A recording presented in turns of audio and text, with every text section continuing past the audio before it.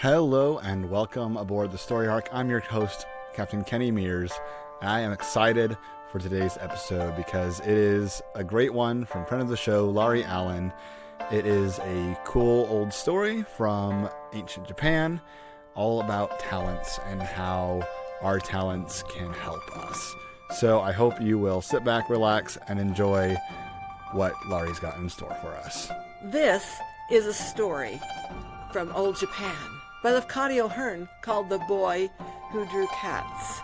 And maybe it teaches us a little bit about how the skills that we have can actually help us. There was a farmer and his wife, and they had one son, and they just knew that that son would take over the farm when they were too old. Unfortunately, that son had no desire for farming. He was a good son. He would go out and he would help work, and as soon as there was a break, he would go under a tree and he would sit down and he would get out his drawing materials.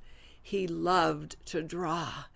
He would mix his own inks very, very carefully and dip the quills in, and he would draw. And he was very good at it. And what he was best at was drawing cats. He drew cats. He drew big cats and little cats and striped cats and cats playing and cats sleeping, all kinds of cats.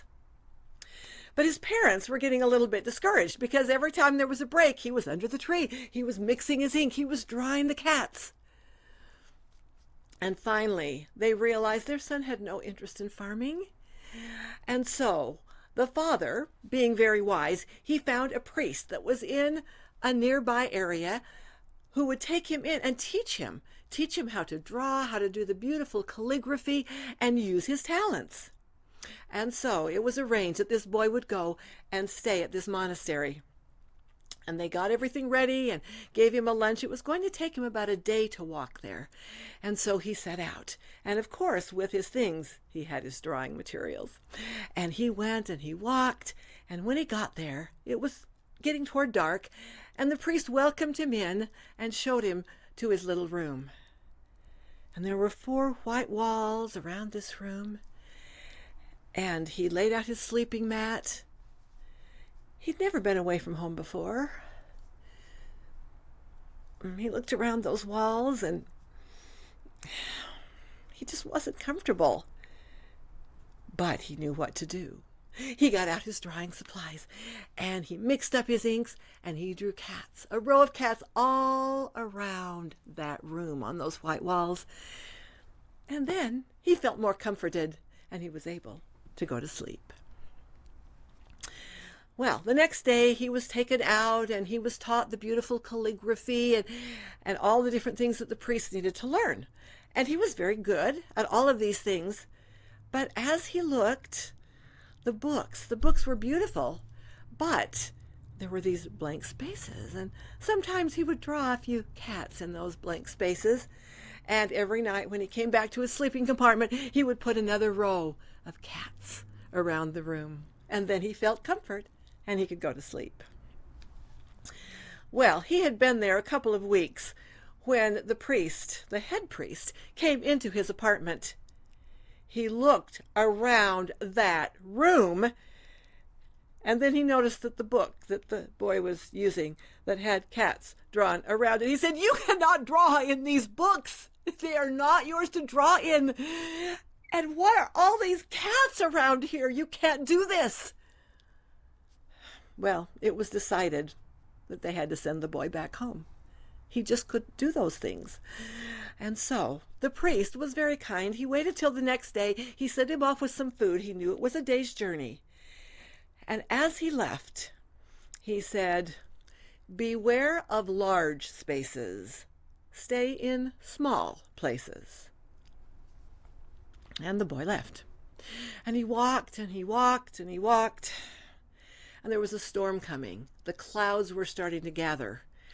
And he realized as he was going along, he was not going to make it home before that storm hit. And so he looked around for some place where he could stay.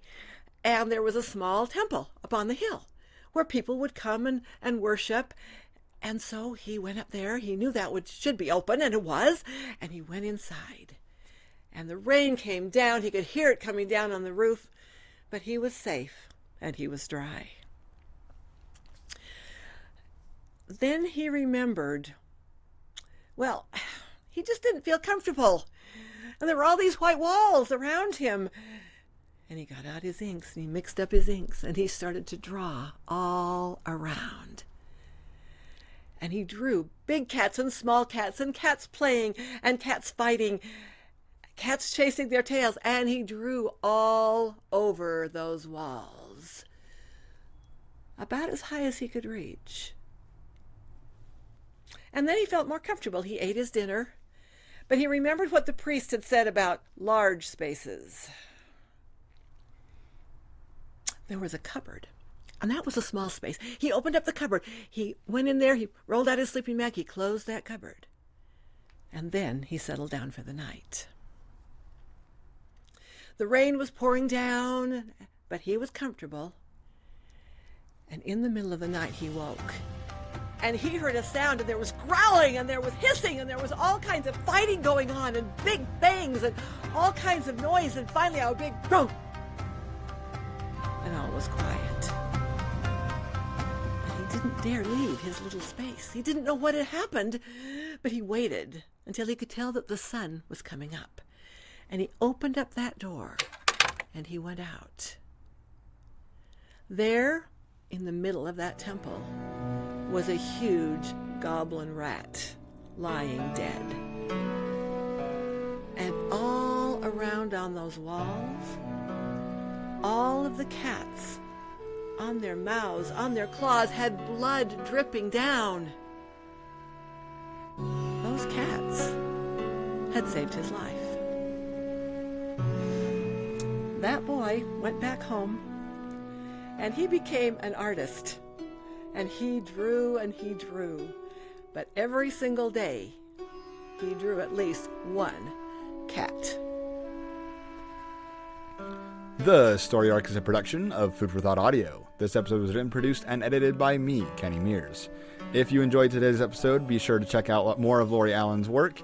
You can find that at storytours.com or utahstorytellingguild.website.